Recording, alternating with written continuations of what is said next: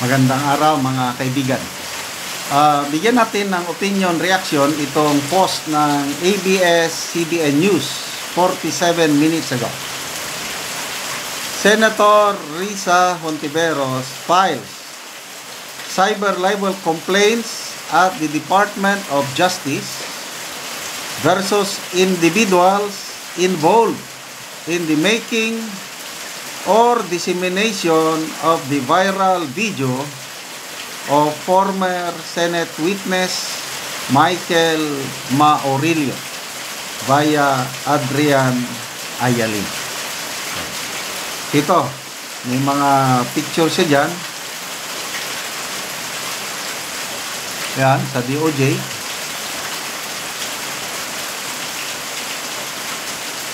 Okay, so last week ba yon yung nagpunta siya sa NBI.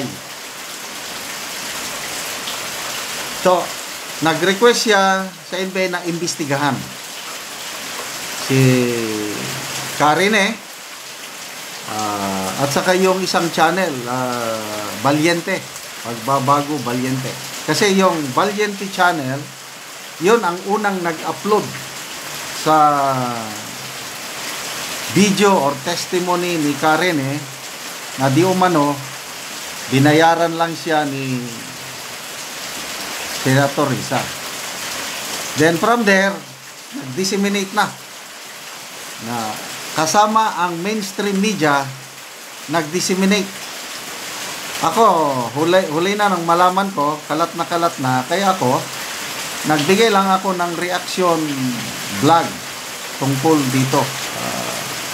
Hindi ko naman in-upload, kundi ginanyan ko lang, ipinakita ko lang sa aking cellphone, ipinarinig lang. Ganun lang ginawa ko. So, sino-sino kaya ang kanyang sinampahan ngayon ng cyber libel? Kasi nung una, sa NBI, sama yung paliwanag na attorney Trixis, ano lang yun, request for investigation yung naisampa sa NBI. So I don't know kung tapos na ba ang investigasyon ng NBI. Kung tapos na ang investigasyon, baka ito na ang basihan ni Senator Risa sa pagsampa ng cyber libel complaint dito sa individuals na nasangkot sa pag-disseminate sa video. Palagay ko ang talagang makakasuhan doon yung si Karine at saka yung Valiente channel. Yung mga vloggers na nabanggit, 12 na vloggers. I don't know kung sila pa rin ba ang kakasuhan. Yung matandaanan ko lang Attorney Trixie Angeles, Sasa Sot, Kipi Chu, Joey Di Bebre, Banat Bay, sino pa ba yung iba? Old School Pinoy, 12 sila. I'm sorry, hindi ko na matandaan na.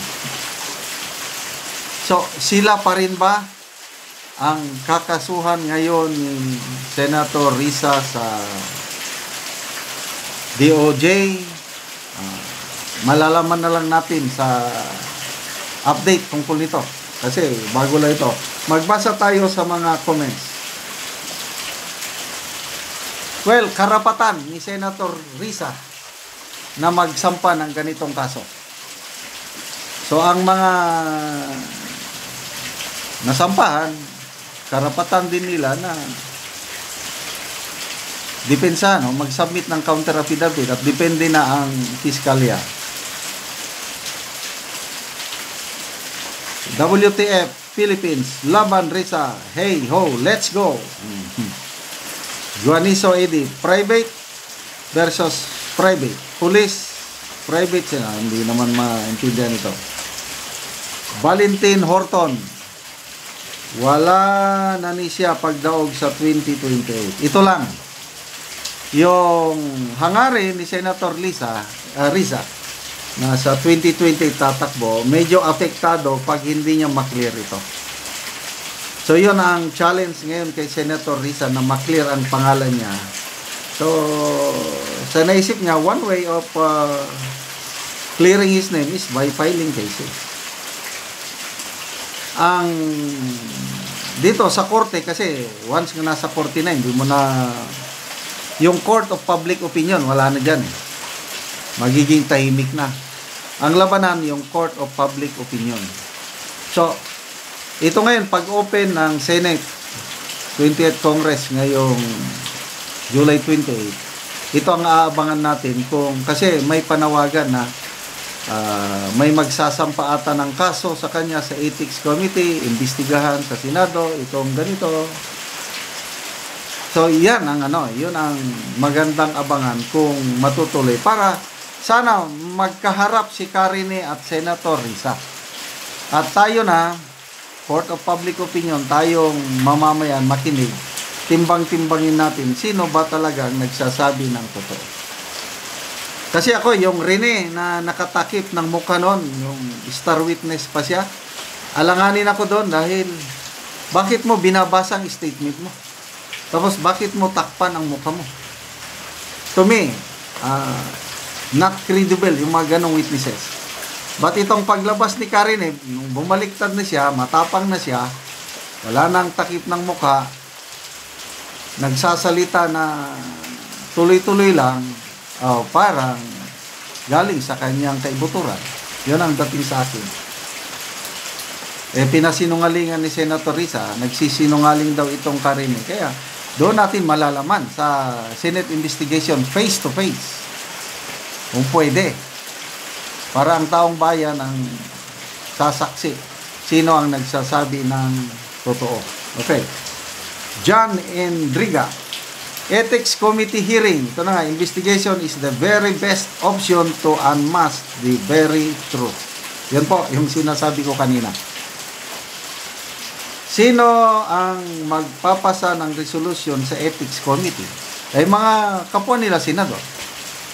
Baka si Senator Bato. Kasi nadamay ang pangalan ni Senator Bato or Senator Bongo kung may magpasa ng resolution. Maximus Aurelius, photo ops and mileage. Hindi naman siguro. Christine Casals, gipang gulbaan na ba ang person? Walter Brigolin, pre-advertisement for the coming election. Anyway, ulitin ko, karapatan yan ni Senator Risa Hontiveros ang mag-file ng kaso. Kaya lang, sana magkaroon ng hearing sa Senado para malaman ang katotohanan. Salamat mga kaibigan sa inyong pagsubaybay sa ating channel. Nakakatulong kayo ng malaki sa tribong Talaandig ng Bukidnon dahil ang income natin sa channel na ito is pantulong sa tribo. Namimigay tayo ngayon ng mga libreng yero at pako para makapagpatayo ng mas maayos na tahanan ang tribong Talandig. Panoorin nyo ang video na ito.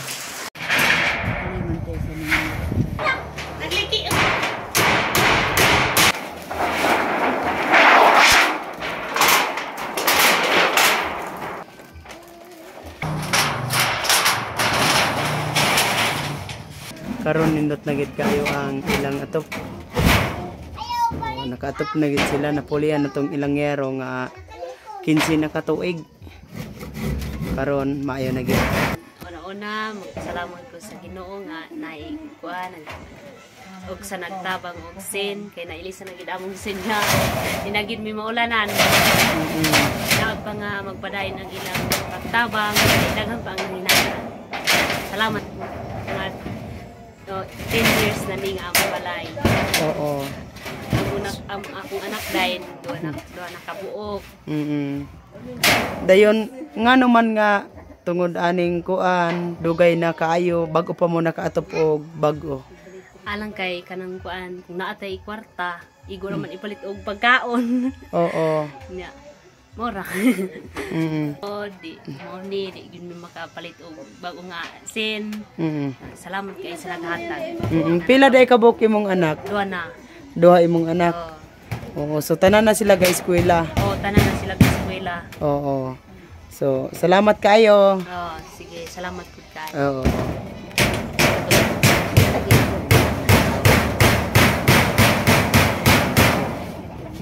Nindot na gid kayo nga tan-awon og salamat kayo sa Ginoo o sa nagtabang ani, labi na sa naging sponsor. Salamat kayo sa Ginoo sa pagtabang sa among mga katribo nga tanan. Salamat and God bless us all.